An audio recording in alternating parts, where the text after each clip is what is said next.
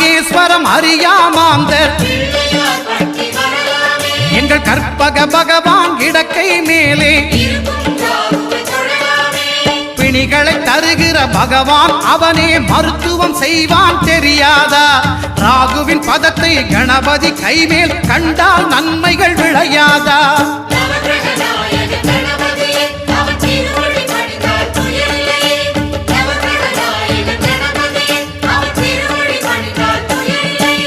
கேதுவின் தோஷம் போகுதல் வேண்டின்